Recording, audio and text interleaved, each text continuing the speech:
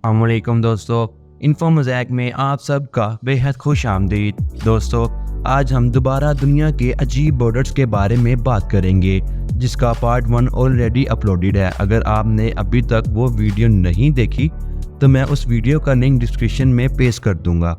चलें शुरू करते हैं आज की इंटरेस्टिंग वीडियो। तो इस वीडियो को एंड तक लाजमी देखिएगा।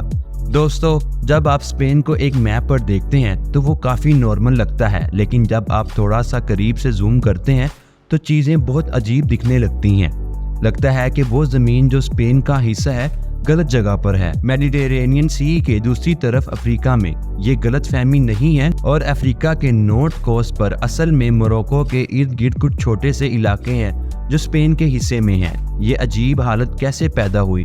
छोटा सा जवाब ये है कि रिकनक्विस्टा जब स्पेन ने लिब्रियन पेनिनसुला को मूठ से दोबारा हासिल किया, स्पेन ने थोड़ा और आगे जाकर अफ्रीका में दाखिल होकर कुछ शहरों पर कब्जा कर लिया। इन शहरों और इलाकों में से कुछ मोरक्को को वापस कर दिए गए, लेकिन जो आज तक बाकी हैं उन पर अक्सर स्पेन करीबन 500 साल तक कब्जा करता आया है।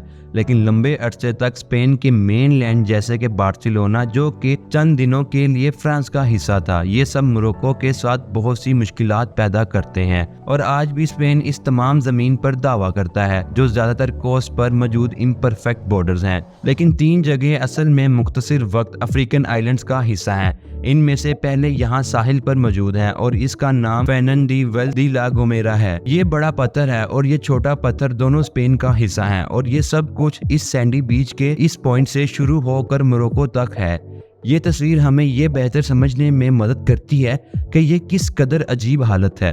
दोनों मुल्कों को अलग करने वाला बॉर्डर जो यहाँ से गुजरता है, जो सिर्फ 80 मीटर चौड़ा है, जो कि दुनिया में सबसे छोटा इंटरनेशनल बॉर्डर भी है। इस अजीब मंसूबे के बाद हम मलेला में पहुंचते हैं, जो कि एक स्पेनिश शहर है जो अफ्रीका के कोस्ट पर मौजूद है और जो मोरक्को के थ्रू घेरा गया है। यहाँ 78,000 लोग रहते हैं, जो कि 6 मीटर ऊंचा बॉर्डर फेंस के थ्रू घेरा गया है, जो पूरी एक्सक्लेव को मोरक्को से अलग करता है, क्योंकि मलेला स्पेन का हिस्सा है और स्पेन यूरोपियन यूनियन का एक मेंबर है। ये शहर भी यूरोपियन यूनियन का हिस्सा है। मलेला के साथ जो दूसरा स्पेनिश शहर अफ्रीका में है उसका नाम स्योटा है। ये वो 2 जगह हैं जहां यूरोपियन यूनियन असल में अफ्रीका में मौजूद हैं।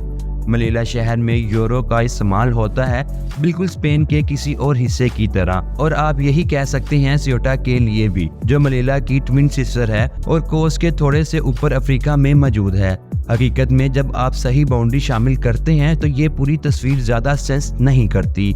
आपके पास स्पेन यहाँ है और मोरक्को यहाँ है, ये भी स्पेन है। यूनाइटेड किंगडम इस तरफ फेंका जाता है और आपके पास फिर से स्पेन यहाँ है इस आइलैंड पर। स्पेन का ये हिस्सा स्योटा के नाम से है और ये मलेला से थोड़ा छोटा है, जिसमें 76,000 लोग रहते हैं।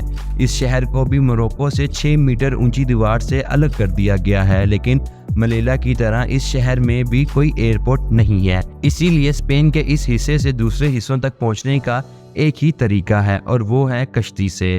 एक रोड है जो लंबी बॉर्डर दीवार से गुजरती है, जो शहर को मोरक्को से जोड़ती है। स्पेन और मोरक्को दोनों इसका दावा करते हैं और ये पूरी तरह से आबाद नहीं है। 2002 में 12 मोरक्कन सोल्जर्स ने इस जज़ायर पर हमला किया और एक मोरक्कन फ्लैग लगा दिया। इसने एक बैनुल अक़वामी तहज़ीबी सज़ा पैदा कर दी, जिसमें अरब लीग मोरक्को को सपोर्ट करते हुए नजर आई, जबकि नेटो और यूरोपियन यूनियन स्पेन के साथ थी। कई जंगों ने असल में इस आइलैंड को घेर लिया और स्पेनिश कमांडर्स ने एक काउंटर हमला चलाया और 12 मोरक्कन सोल्जर्स को गिरफ्तार कर लिया। ये सब इस पत्थर के नाम में हुआ, जो कि तब से दोनों तरफ से एक नो मैन जोन डिक्लेयर कर दिया गया है और इस पर किसी को अगले करीबी मुस्तकबिल तक आने की इजाजत नहीं है। समंदर की तरफ जाने से यूरोप में ये दूसरी अजीब हालत है, जिसका नाम गिब्राल्टर है, जो असल में यूनाइटेड किंगडम का हिस्सा है। ये 1704 से ऐसा है, जब एक एंग्लो डच इन्वेजन फोर्स ने पेनिनसुला को war of the Spanish succession के हिस्से की तरह कैप्चर किया, और स्पेन ने बाद में 1713 में इसे ब्रिटेन को दे दिया, जब वो अमन दस्तावेज़ात तस्लीम की गई, जिसमें उस जंग को ख़त्म कर दिया गया। स्पेन ने तब से ही इस पर दावा जारी रखा है और ये आने वाले वक्त में और भी अजीब हो सकता है। अब जब यूनाइटेड किंगडम ने यूरोपियन यूनियन से निकलने का फैसला किया है, जो ये भी मतलब करता है कि गिब्राल्टर यूरोपियन यूनियन से निकलेगा। इससे यूरोप के मेन लैंड में EU और यूनाइटेड किंगडम के दरमियान एक ज़मीनी सतह बनेगी और शायद आज के मुकाबले में गिब्राल्टर से लोगों के लिए आगे पीछे सफ़र करने की सलाहियत को मजबूती तौर पर महदूद कर देगी। आखिर में एक और अजीब हालत के लिए हमें थोड़ा सा ऊपर उतरना होगा, फ्रांस के साथ साथी बॉर्डर पर, खास कर इस दरिया पर जो दोनों मुल्कों को अलग करता है। इस दरिया में फेजेंट आइलैंड है और इस पर किसी तरफ से कोई दावा नहीं करता। इस आइलैंड को तकरीबन 1 साल स्पेन का और तकरीबन 1 साल फ्रांस का हिस्सा बनाया जाता है। ये अजीब हालत 1659 में शुरू हुई थी जब इस आइलैंड पर ट्रीटी ऑफ द पेरेनिस आए थे जो कि 30 इयर्स वॉर को ख़त्म करने वाले थे।